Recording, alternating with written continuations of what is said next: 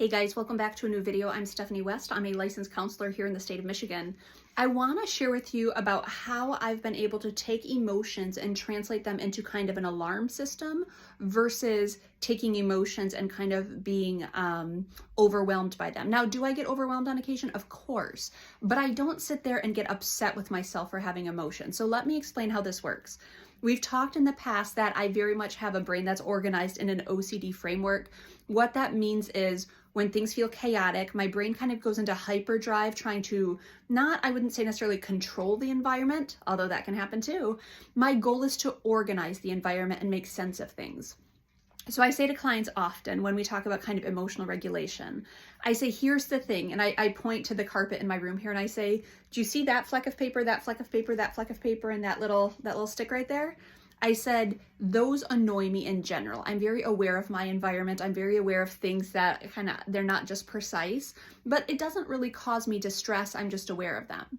Now, if I were particularly having a struggle, so I'm going through a time of feeling kind of loss of control, I'm feeling overwhelmed, those pieces on the floor don't only stick out to me, now they actually start to become a really big thing for me. So now I look at them and I actually feel agitation and frustration.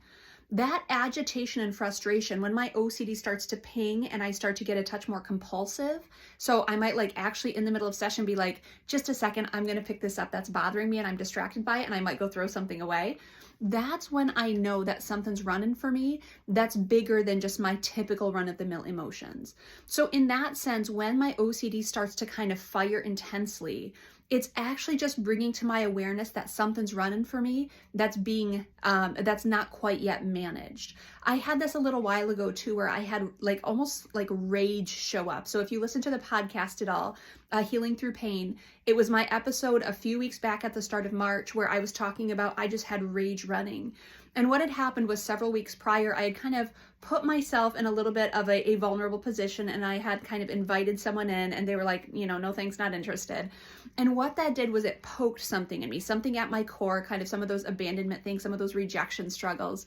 And I didn't necessarily walk away angry. I was actually like, that was so brave and good for you. And cognitively, I was fine. But over the next 2 weeks, I felt such a ramping up of agitation. And the bummer for my little puppy is at that time he had just gotten fixed, and so he had this medical procedure. He had to be in a cone. He was on pain medication, and here in West Michigan, we had kind of some big snowstorms around that same time.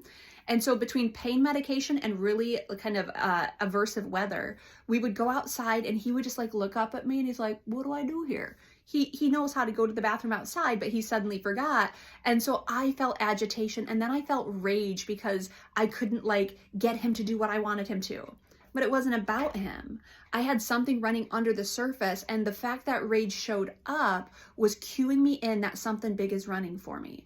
So when my OCD starts firing and I'm noticing that I want to micromanage the environment, or when a big emotion shows up that's not commiserate with what's actually going on, my poor puppy, he had done nothing wrong, and yet he was getting a lot of angst, kind of just an agitation and annoyance sent in his direction.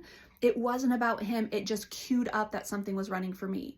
So often I'll have clients come in and they say, well, I have this particular addiction, or I have this particular this intrusive thought that shows up, or I have this particular way that I express myself. And what we try to do is we try to remove the peculiarity of that and just say, of course you do, because it's indicating something else is going on here. Now let's try to tease apart what else might be going on here.